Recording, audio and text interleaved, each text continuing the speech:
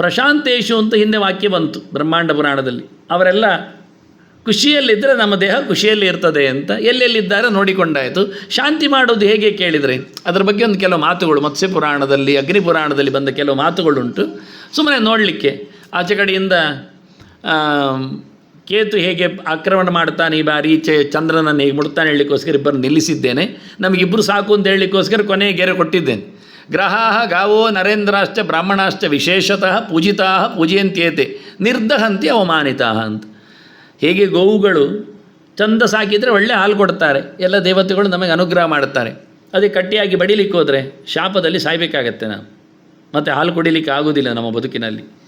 ಅದರಿಂದ ಗ್ರಹಗಳು ಅದೇ ರೀತಿಯಾಗಿ ಒಳ್ಳೆಯ ರೀತಿಯಿಂದ ಅವರಿಗೆ ನಾವು ಪೂಜಿಸಿದರೆ ನಮಗೆ ಅನುಕೂಲಕರ ಆಗ್ತಾರೆ, ಇಲ್ಲಾದರೆ ಪೆಟ್ಟು ಹೊಡಿತಾರೆ ಅಂತ. ಹೇಗೆ ಪೂಜಿಸುವುದರೆ ಪೂಜಾ ಸ್ತುತಿ ಪ್ರಣತಿವಿಹಿ 3 ಶಬ್ದ ಹಾಕಿದ್ದಾರೆ ಅವರು. ಸ್ತೋತ್ರ ಮಾಡಿ ದಿನ ಹೇಳಿ, ಗ್ರಹ ಸ್ತೋತ್ರ, ನವಗ್ರಹ ಸ್ತೋತ್ರ ನಾನು ಕೊಟ್ಟಿದ್ದೇನೆ ಗ್ರಹ ಸಮೀಕ್ಷೆಯಲ್ಲಿ ಚಂದ ಮಾಡಿ, ಅರ್ಥವೂ ಕೊಟ್ಟಿದ್ದೇನೆ. ಪ್ರಣತಿವಿಹಿ ನಮಸ್ಕಾರ ಮಾಡಿ ತಲೆ ಬಗ್ಗಿಸಿ ಅಂತಾರೆ. ಆಗ ಗ್ರಹಗಳು ನಿಮಗೆ ಕುರುವಂತಿ ಅನಿಷ್ಟಗತೆಯೋಪಿ ಜನಸ್ಯ ಲಕ್ಷ್ಮೀ, ಅವರು ತಪ್ಪು ದಾರಿಯಲ್ಲಿದ್ದರೂ ಹುಟ್ಟುವಾಗ ನಮಗೆ ವಿಶೇಷವಾದ ಸಂಪತ್ತನ್ನು ಕೊಡ್ತಾರೆ. ಎಷ್ಟೆಲ್ಲ ಮಾಡಲಿಕ್ಕೆ ಉಂಟು ಕೇಳಿದರೆ ನಂಬರ್ ಹಾಕಿದ್ದೇನೆ 9 ಜನರಿಗೆ ಲೆಕ್ಕಾಚಾರದಲ್ಲಿ. ಜಪೈಹಿ ಪ್ರಣಾಮೈಹಿ ಸ್ತೋತ್ರೈಶ್ಚ ತರ್ಪಣೈಹಿ ತೋಷಯದ್ ಗ್ರಹಾನ್ ಪ್ರದಕ್ಷಿಣೈಹಿ ಆಹುತಿಭಿಹಿ ಅರ್ಚನೈಹಿ ದಾನ ಚಿಂತನೈಹಿ. ಕೊನೆಯ ಈ ಸರ್ತಿ ನಾವು ಸೇರಿದ್ದು ಚಿಂತನೆಗೆ. ಗ್ರಹ ಚಿಂತನೆ ಮಾಡುವುದು ಒಂದು ದೃಷ್ಟಿಯಿಂದ ಗ್ರಹಚಾರ ಪರಿಹಾರವೇ.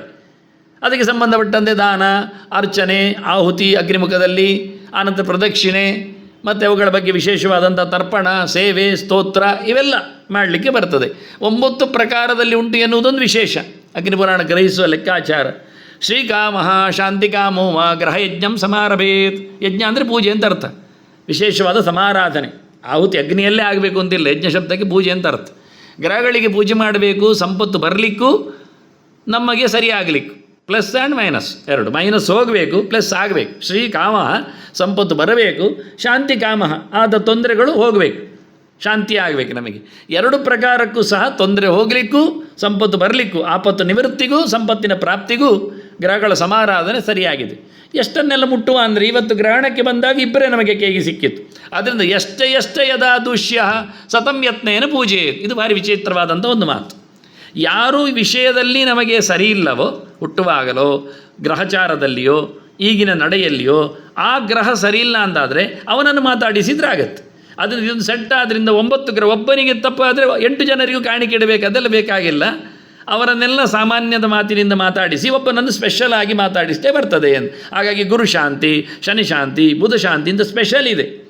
ಅವರನ್ನು ಮಾತ್ರವೇ ಕೇಂದ್ರೀಕರಿಸಿಕೊಂಡು ಮಾಡಲಿಕ್ಕೆ ಅದಕ್ಕೆ ಪ್ರಮಾಣ ಅವರ ಹತ್ರ ಇಲ್ಲದಕ್ಕೆ ನಾನು ಪ್ರಮಾಣ ಕೊಡ್ತಾ ಇದ್ದೇನೆ. ಎಷ್ಟೇ ಯದಾ ದೂಷ್ಯ, ಯಾರು ಯಾವಾಗ ದೋಷನಾಗಿ ನಮಗೆ ದೋಷಕಾರಕನಾಗಿ ಕಾಣುತ್ತಾನೋ ಸತಂ ಯತ್ನೇನ ಪೂಜ್ಯೇತ್, ಅವನು ಪ್ರಯತ್ನಪೂರ್ವಕವಾಗಿ ನೀವು ಸಮಾರಾಧನೆ ಮಾಡಿದ್ರೆ ಆಯಿತು. ಇದು ಯಾರು ಹೇಳಿದ್ದು ಅಂದರೆ ಬ್ರಹ್ಮಣ ಏಷಾಂಬರೋ ದತ್ತಃ ಪೂಜಿತಾ ಪೂಜಿತಸ್ಯ ಚ. ಇದು ಬ್ರಹ್ಮದೇವರೇ ತಾಕೀತು ಮಾಡಿದ ವಿಷಯ. ಚತುರ್ಮುಖನೇ ಹೇಳಿದ್ದು ಗ್ರಹಗಳಿಗೆ, ನೀವು ಅರಿಷ್ಟ ಸ್ಥಾನಗಳಲ್ಲಿ ನಿಂತರೆ ನಿಮಗೆ ಬೇಕಾದ ಶಾಂತಿ ಕರ್ಮವನ್ನು ಮನುಷ್ಯ ನಡೆಸಿಕೊಟ್ರೆ ನೀವು ಅವನಿಗೆ ಒಳ್ಳೆಯದನ್ನು ಮಾಡಬೇಕು ಅಂತ ದೇವರೇ ಒಂದು ಸಂವಿಧಾನ ಮಾಡಿದ್ದಾನೆ ಗ್ರಹಗಳಿಗೆ. ಹಾಗಾಗಿ ಎಲ್ಲರನ್ನು ಕರಿಬೇಕು, ಎಲ್ಲರದ್ದು ಒಟ್ಟಾಗಬೇಕು, ಆಗ ಬಹಳ ದೊಡ್ಡ ಮಟ್ಟ ಆಗ್ತದೆ, ಎಲ್ಲ ಕಷ್ಟ ಇಲ್ಲ. ಇದು ಪ್ರಮಾಣದಿಂದಾಗಿ ನಾವು ಇದನ್ನು ಸಡಿಲಿ ಮಾಡಿಕೊಂಡು ಚೆನ್ನಾಗಿ ಮಾಡಲಿಕ್ಕಾಗಿ ಗ್ರಹಣ ಕಾಲದಲ್ಲಿ ಆದ ಇವಿಬ್ಬರೇ ನಮಗೆ ಬೇಕೀಗ. ಗ್ರಸ್ತನಾಗುವ ಚಂದ್ರ, ಗ್ರಹಣ ಮಾಡಲಿಕ್ಕೆ ಬಂದವ ನುಂಗಲಿಕ್ಕೆ ನಿಂತವ, ಅಡ್ಡ ಬರಲಿಕ್ಕೆ ಹೋದವ ಕೇತು. ಅದರಿಂದ ಅವರಿಬ್ಬರ ಶಾಂತಿ ಮಾಡಿಕೊಳ್ಳುವ ಮೂಲಕ ಕೆಲಸ ಮಾಡಲಿಕ್ಕೆ ಆಗ್ತದೆ ಅಂತ ನಾನು ನೇರ ಗ್ರಹಗಳ ಸ್ಟೆಪ್ಪಿನಿಂದ ಗ್ರಹಣದೆಡೆಗೆ ಇಳಿತಾ ಇದ್ದೇನೆ. ನೆಕ್ಸ್ಟ್